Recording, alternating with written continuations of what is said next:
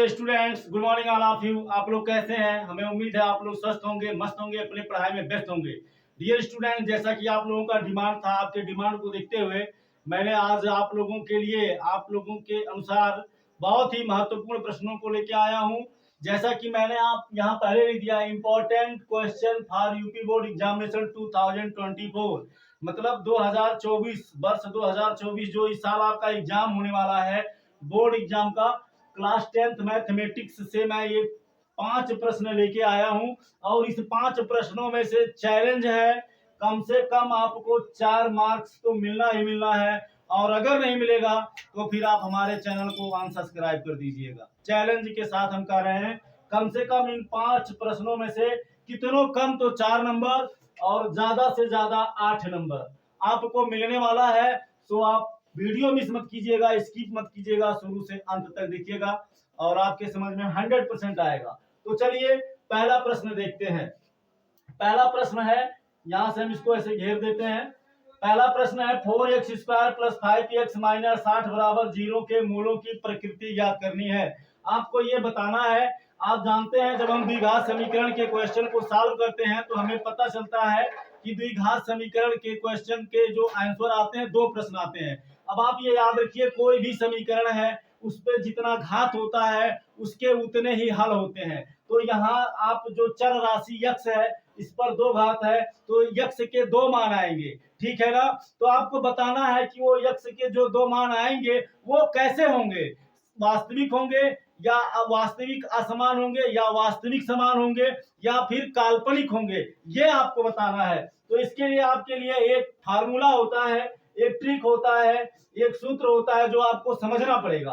अगर आप समझ गए तो बोर्ड एग्जाम में 2 नंबर कोई काट नहीं सकता। क्या है? पहला नंबर ये है, अगर डी का मान 0 के बराबर है तो मूल कैसे होंगे? समान होंगे। ये याद रखिएगा। अगर डी का मान, डी बार डिस्क्रिमिनेंट मतलब विविक्तर, अगर 0 के बराबर है तो मूल वास्तविक भी होंगे, रियल भी होंगे, आर फॉर रियल, वास्तविक भी होंगे और समान भी होंगे। दूसरा नंबर, अगर डी का मान 0 से बड़ा है तो मूल क्या होंगे? वास्तविक, रियल तो होंगे ही होंगे लेकिन असमान होंगे। कहने का मतलब जो जो चर राशि है उसको आप लगाने के बाद जो यक्ष का 2 मान प्राप्त होता है वह दोनों मान अलग अलग होगा, लेकिन अगर समान होगा तो यक्ष का दोनों मान एक जैसा होगा। और तीसरा नंबर है, अगर डी का मान 0 से छोटा है तो मूल कैसा होगा? काल्पनिक होगा। कैसा होगा? काल्पनिक होगा।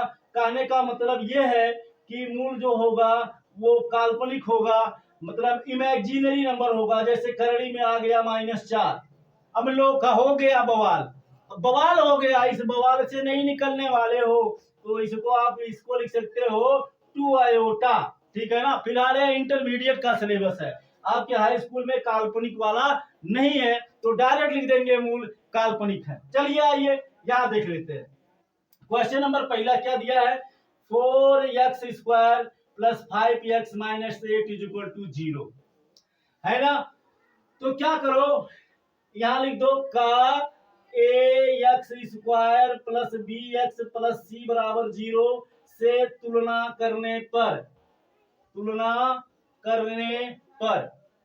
तो देखो, x² से x² कट जाएगा, x से x कट जाएगा, तो a की जगह पर क्या आया?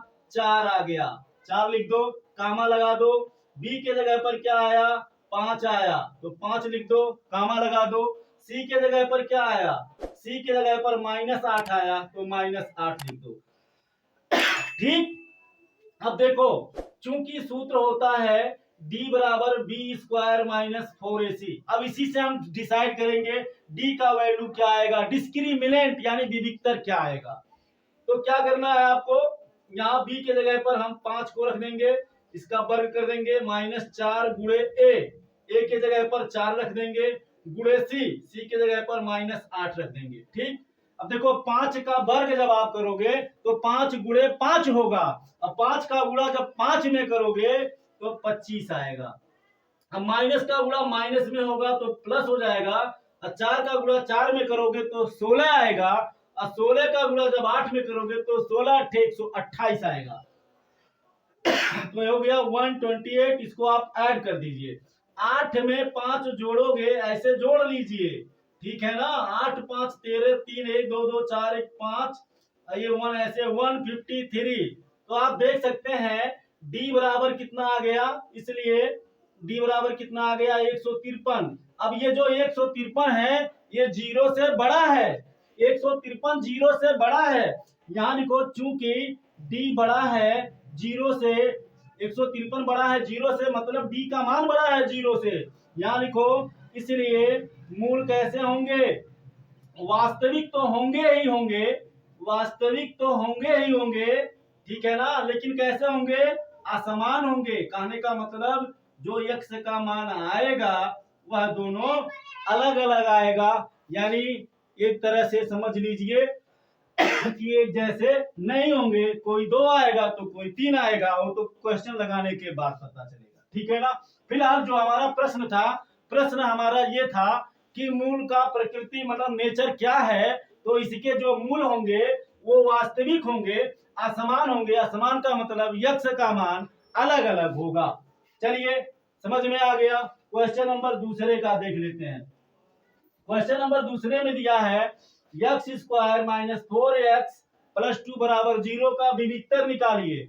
बहुत आसान, बहुत आसान, यूपी बोर्ड में प्रत्येक वर्ष पूछा जाने वाला प्रश्न, प्रत्येक वर्ष पूछा। आप पेपर उठा के देख लीजिएगा, अगर नहीं आया होगा तो आप जो कहिएगा आप हमारे चैनल को अनसब्सक्राइब कर दीजिएगा। चैलेंज के साथ कहते हैं, ये विविक्तर ज्ञात करना हर साल आता है और आप इससे बढ़िया कहीं नहीं समझ सकते हैं। देखो तो यहाँ हम पहले प्रश्न को लिख लेते हैं, x square minus 4x plus 2 बराबर 0, ठीक है ना। लिखो का A X square plus B X plus C बराबर 0 से तुलना करने पर,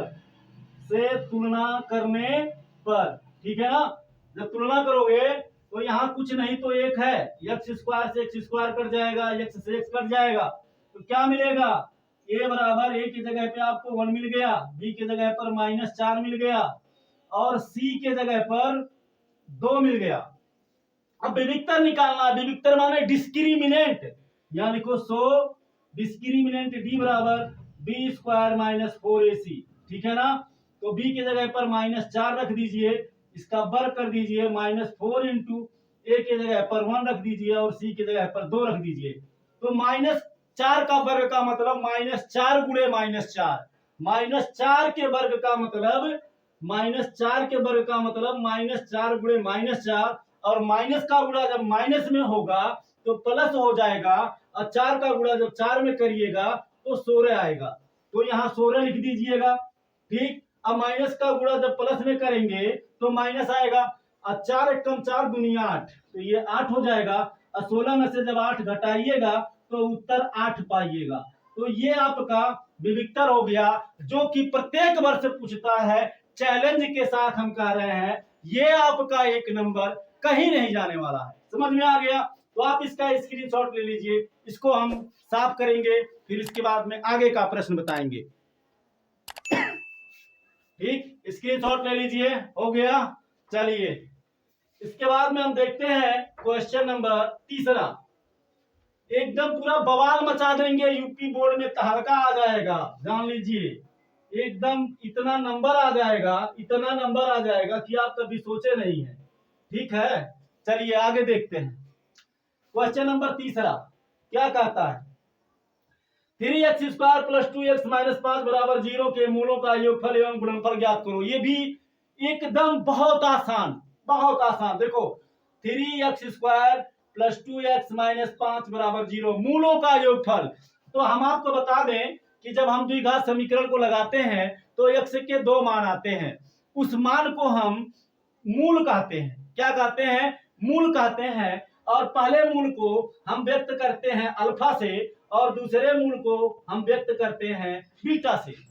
अब देखो मूलों का योगफल जो होता है, ठीक है, इसको हम मूलों का योगफल को अल्फा प्लस बीटा से व्यक्त करते हैं। मूलों का योगफल मतलब मूलों को जोड़ना होगा, अब मूलों का गुणनफल का मतलब मूलों का गुणा करना होगा, ठीक है।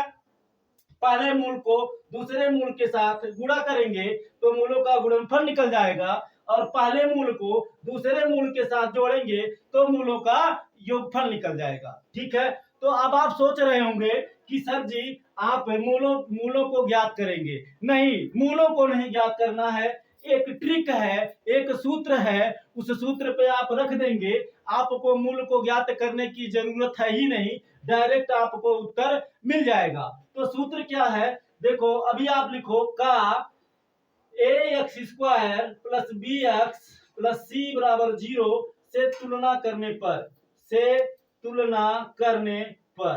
ठीक है, अब देखिएगा यहां से x² काट दीजिए और x से x को काट दीजिए, तो आपको क्या मिलेगा, a के जगह पर 3 मिलेगा और b के जगह पर 2 मिल जाएगा, और इसी तरह से c के जगह पर आपको क्या मिल जाएगा, -5 मिल जाएगा। ठीक है, अब देखो सूत्र क्या होता है, मूलों का योगफल मतलब पहल का मूल धन दूसर का मूल। तो पहल का मूल को हम अल्फा से व्यक्त करते हैं और दूसर का मूल को बीटा से, तो इसका योगफल यानी अल्फा प्लस बीटा बराबर होता है -b/a। बात समझ में आ गई? बोलो हाँ आ गई। आगे देखो, यहाँ माइनस लगाइए और b के जगह पर यहाँ 2 है, तो यहाँ 2 को रख दीजिएगा और यहाँ बचेगा a, तो a की जगह पर यहाँ 3 मिला है तो अपान 3 रख दीजिएगा, और ये -2/3 जो आया है ना, ये आपका मूलों का योगफल हो गया। बिल्कुल कोई दिक्कत आपको नहीं होनी चाहिए।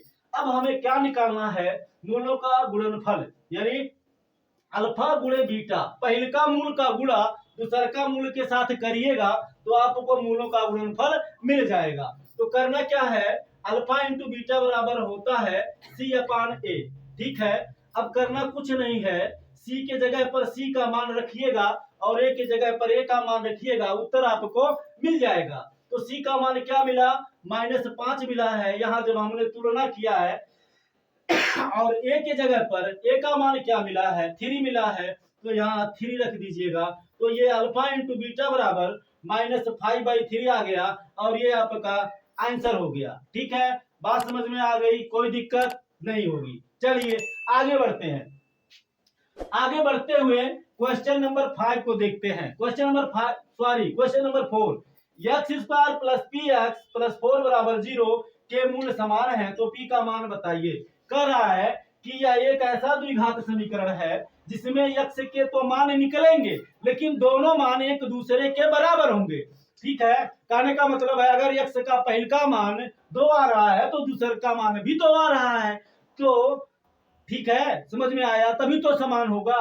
तो कह रहा है यहाँ p के जगह पर क्या रहेगा, यही आपको बताना है। ठीक है ना, अब यहाँ लिखिए क्वेश्चन नंबर 4 को यहाँ लिखिए, चूंकि x² प्लस px प्लस 4 बराबर 0 के मूल क्या है, के मूल समान है, के मूल क्या है, समान है। ठीक है, इसलिए अभी हमने आपको बताया है यहाँ अगर मूल समान होगा तो d का मान यानी जो डिस्क्रिमिनेंट होगा उसका मान 0 के बराबर होगा। ये हमने आपको पहले यहाँ लिखवा दिया था, तो d बराबर हम लिख देंगे 0। ठीक है, अब d बराबर होता क्या है, b² - 4ac, d के जगह पर b² - 4ac रख दीजिएगा और बराबर 0 है तो 0 लिख दीजिएगा। ठीक है, अब क्या करना है, देखिए एक बार फिर से समझिए, x² प्लस px प्लस 4 बराबर 0 का मूल क्या है, समान है, और जब मूल समान होगा तो d बराबर 0 होगा, d बराबर 0 होगा, तो d बराबर 0 लिख दिए। अब d बराबर क्या होता है, अभी हमने यहाँ लिखवाया इसके पहले वाले क्वेश्चन में, d बराबर क्या होता है, d बराबर होता है b² - 4ac, तो यहाँ d के जगह पर b² - 4ac लिख दिया, बराबर 0 है तो 0 लिख दिया। समझ में आ गया?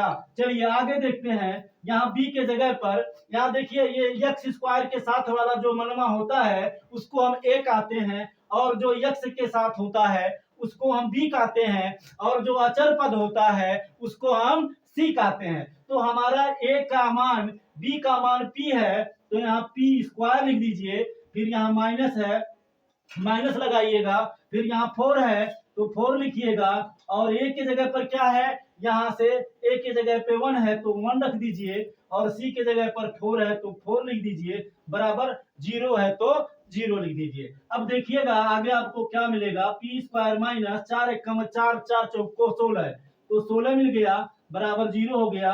या आप देख सकते हैं इसको कैसे हम लगा सकते हैं। तो पी स्क्वायर को आप लिख सकते हैं क्या, पी स्क्वायर को आप लिख सकते हैं क्या कि पी स्क्वायर को ये आप देखिए पी स्क्वायर बराबर लिख सकते हैं -16 है, इसको इधर लाइएगा तो 16 माइनस है तो प्लस हो जाएगा। अब पी स्क्वायर बराबर आप 16 को लिख सकते हैं 4 का वर्ग। अब +4 का वर्ग करेंगे तब भी 16 आएगा और -4 का वर्ग करेंगे तब भी 16 आएगा। तो स्क्वायर अब जब आप घातांक की तुलना करिएगा तो ये 2 से 2 कट जाएगा। यहाँ देखिए पी का भी घात 2 है और इसका भी घात 2 है। कहने का मतलब पी के जगह पे 4 है तो घातांकों की तुलना करने से आपको पी बराबर मिल जाएगा +-4, यानी पी का मान +4 भी हो सकता है, पी का मान -4 भी हो सकता है। ठीक है, चलिए आप इसका स्क्रीनशॉट लीजिए। और अगला क्वेश्चन, लास्ट क्वेश्चन है आपका, बहुत ही धमाकेदार, जो यूपी बोर्ड में कई बार आया हुआ प्रश्न है। और हमने आपको जैसा कि पहले बताया कि इसमें से कितनों कम तो 4 नंबर और 4 से 8 नंबर आपको मिलना ही मिलना है, कोई रोक नहीं पाएगा। ठीक है, क्वेश्चन नंबर 5 देखिए, दिया है x² - 6x + 9 = 0 को हल कीजिए। तो इस तरह का प्रश्न 2 नंबर में आता है, तो इसको कैसे लगाइएगा, x² - 6x + 9 = 0। इसको करना कुछ नहीं है, इसको आपको मेथड समझना पड़ेगा। करना क्या है कि अंतिम वाला जो अचर पद होता है, अचर पद समझते हैं, अचर पद का मतलब होता है ऐसी संख्या जिसके साथ कोई चर संख्या नहीं होती है। चर संख्या वह होता है जिसका मान परिवर्तनशील होता है, अलग अलग प्रश्नों में अलग अलग आता है। तो ये अंक है, तो ये हमारा अचर पद है, यहाँ कुछ नहीं तो 1 है। 9 का गुणा इसमें करिएगा, कितना पाइएगा, 9। अब दो संख्या ऐसा खोजिएगा कि गुणा करने पर 9 आ जाए और जोड़ने या घटाने पर -6 आ जाए। तो क्या करिएगा, अब यहाँ पर आप 9 का ऐसे फैक्टर निकाल लीजिएगा, जिसको गुणनखंड कहते हैं। तो 3 3 जा 9 मिलेगा, फिर 3 1 जा 3, तो ये आपको मिल गई दो संख्या 3 3। 3 का गुणा 3 में करिएगा, 9 मिलेगा, 3 में 3 मिलाइएगा, 6 मिल जाएगा। बात समझ में आ गई। इसको आप लिखिएगा x² - 3x - 3x + 9 = 0। ठीक है, इसी 6x के जगह पर हमने इस 3x को रख दिया। माइनस का गुणा माइनस में करिएगा, प्लस आएगा। 3 का गुणा 3 में करिएगा, 9 आएगा। -3 में -3 मिलाइएगा, -6 पाइएगा। समझ में आ गया। चलिए आगे देखते हैं। अब देखिए इसका एक पेयर बनेगा और इसका एक पेयर बनेगा। इन दोनों में कॉमन क्या है, x यहाँ भी है, x यहाँ भी है, x को बाहर ले लीजिएगा तो यहाँ बचेगा x - 3। ठीक है, माइनस, फिर यहाँ क्या बचेगा, फिर यहाँ इसमें क्या कॉमन है, देखिए 3 यहाँ है और 3 से 9 कट जाएगा तो 3 को बाहर ले लेंगे तो यहाँ क्या बचेगा, x बचेगा। इसके पश्चात फिर क्या करेंगे, फिर यहाँ हम माइनस का भाग प्लस में देंगे तो माइनस आएगा। 3 का भाग 9 में देंगे तो 3 आएगा, बराबर 0 है तो 0 हो गया। बात समझ में आया। चलिए कोई बात नहीं है। अब ये हमको एक इधर है एक इधर है, दो फैक्टर मिले हैं। इन दोनों में कॉमन क्या है, x - 3 यहाँ भी है, x - 3 यहाँ भी है। x - 3 को बाहर निकालिएगा तो यहाँ क्या बचेगा, x बचेगा, यहाँ -3 बचेगा तो x - 3 हो जाएगा। बीच में यहाँ गुणे का चिन्ह आएगा क्योंकि x - 3 का इसके साथ गुणा है और इस x - 3 का इस -3 के साथ भी गुणा है, इसलिए यहाँ बीच में गुणे का चिन्ह लगेगा, बराबर 0 हो जाएगा। ठीक है, अब इसका 0 से तुलना करिए तो x - 3 = 0 होगा, या x इसको पक्षांतर करके जब इधर ले आइएगा, ट्रांसपोजिशन करिएगा तो माइनस से प्लस हो जाएगा, यानी x का मान आपको 3 मिल जाएगा। बात समझ में आ गई। अगला नंबर फिर ये भी वही आएगा, x - 3 = 0। 3 को पक्षांतर करिएगा -3 को तो x बराबर +3 पाइएगा। अब आप देख सकते हैं यहाँ x का मान समान है, यानी अल्फा और अल्फा = बीटा, यानी इसके दोनों मूल समान हैं। यानी कहने का मतलब यहाँ d बराबर 0 कॉन्सेप्ट लगेगा। तो डियर स्टूडेंट्स, आज के क्लास में बस इतना ही। वीडियो आपको कितना प्यारा लगा एक प्यारा सा कमेंट करके जरूर बताइएगा। हम आपके लिए अच्छे अच्छे कंटेंट लाते रहेंगे। बस आप मुझे कमेंट करिएगा, आपके कमेंट का इंतजार रहेगा और आपका कमेंट आएगा तो हम आपके हर समस्या का समाधान जरूर करेंगे। आपको इस चैनल पर फिजिक्स, केमिस्ट्री और मैथमेटिक्स तथा रीजनिंग के क्वेश्चन के सलूशन बताए जाते हैं। आपकी सभी समस्याओं का समाधान किया जाएगा। आज की क्लास में बस इतना ही, फिर मिलेंगे नेक्स्ट क्लास में नेक्स्ट टॉपिक के साथ। Thank you so much. जय हिंद।